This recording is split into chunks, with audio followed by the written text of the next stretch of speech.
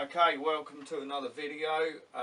This time, well, we're going to ask the question, what monitor do you really need? Do you need a big monitor? Do you need a 4K monitor? Do you need massive frame rates? Glad I asked. Okay, well, I've been doing a little bit of testing, as I do myself, and first up I have purchased a Acer Nitro gaming monitor. I don't know if you can see it, 165 frames or hertz, 0.5 milliseconds, IPS panel, FreeSync, blah blah blah, 1080p. Right, so the long and short of it is, comparing it to say my old 24-inch just basic run-of-the-mill 1080p 60 frames a second Acer, is 90% of the time basically I can't tell any difference. I mean, I've been running hardware that would keep my frame rate pinned at 60 at all times with very good 0.1% and 1% lows.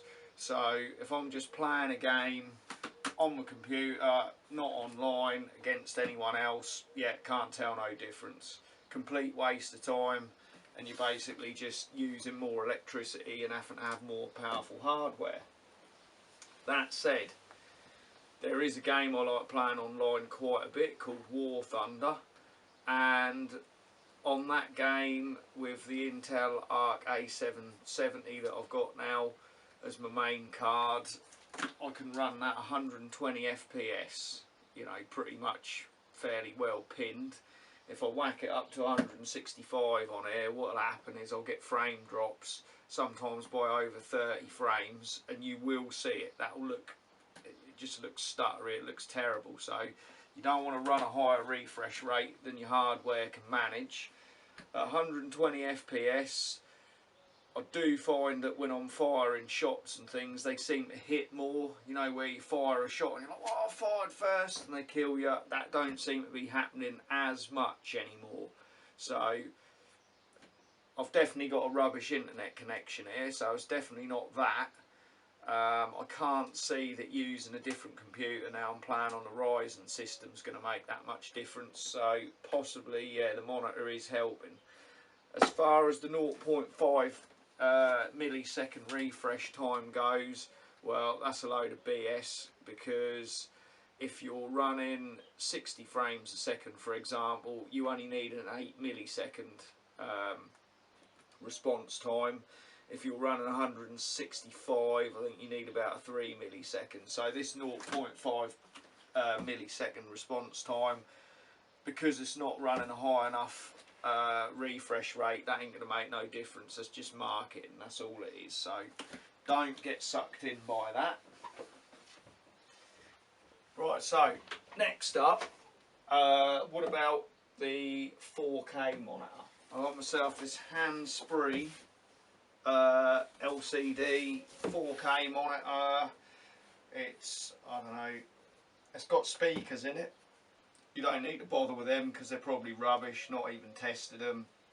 It's LED, 5 millisecond response time, which, as I said before, that's easily going to be enough for 60 FPS, because that's the refresh rate of this one.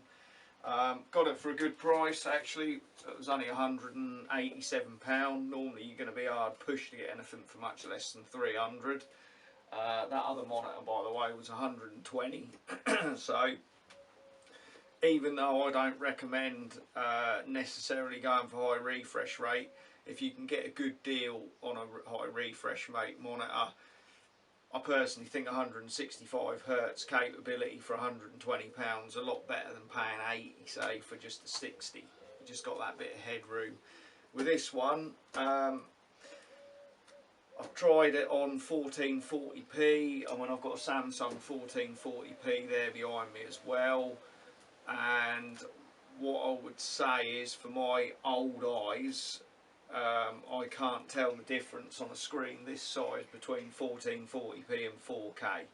So if you're going to go 4K, I would say you need to be looking at least a 32-inch monitor to make it worthwhile. Otherwise, you're just wasting your money and you're just going to be stressing your hardware. You're probably going to be better off if you want decent refresh rates and all that, and this size monitor going for like 144 hertz, 1440. But if you're not playing online, you ain't going to see that much difference. You're going to be looking at over £300 to get that spec monitor. So, you know, for me, you can see my setup behind me. I'm quite close to the screens all the time. I'd say for your typical person, particularly if you're on a budget, if you're on a real tight budget, 60 FPS, 1080p, you'll be fine. They should all have at least, I think the slowest monitors are probably going to have a 10 millisecond refresh rate, but I bet there's not many that are that bad, so that's going to be good enough. If you've got a little bit more to spend, well then it's a toss up between whether you want a little bit bigger monitor, I'd say 1440p, 60 FPS, or whether you want to go with, stick with the 24 and go for a, you know, bit faster refresh rate if you're on online gaming. And that's going to have most bases covered for most people. If you're using a console and you're sitting further away from the screen, well then yeah, you're going to want probably bigger than a 27 or a 28. But if you're in a setup like I've got in your man cave, I would have said that a 28 is going to be big enough for the vast majority of people. So that's my take on it. Basically, all depends on your budget as always and what sort of hardware you got. But if you just want to run 1080p at say 120 FPS, or you want to run 1440p at about 60 FPS, then a mid-range graphics card's going to hold you. The A770 covers it easy. I'd say a GTX 3060 would do it, and whatever the AMD equivalent is. So you ain't got to break the bank to have decent gaming.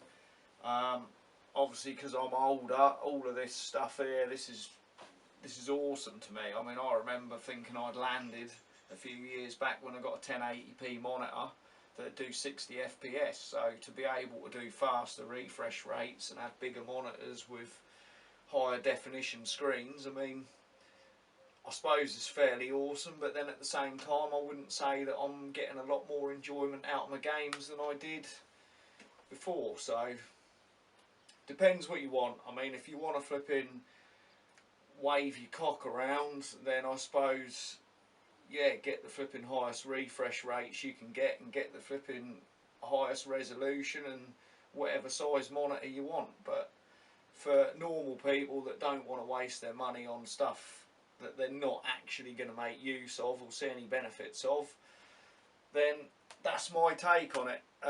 Comment down below. No doubt there's going to be people saying that you are going to benefit from having a 4K 28 inch and 240 hertz and all that, but this is how, that's what I see. I don't, if I weren't testing hardware like I am now, I would have been perfectly happy to have just stayed with a 24 inch 1080p, in all honesty. That's been good enough for me for quite a number of years, and I would say as far as the amount of enjoyment I get, for the most part, that's still good enough for me. But it is nicer sometimes to do certain things on a bigger monitor, and it is also nicer to be able to have a higher resolution and have a higher refresh rate. So you pay your money, you take your choice, but certainly if you're running on like the budget builds I've got on the channel, what you're paying about £250, as long as that will pin it at 60 FPS 1080p, I'd say you're going to be golden.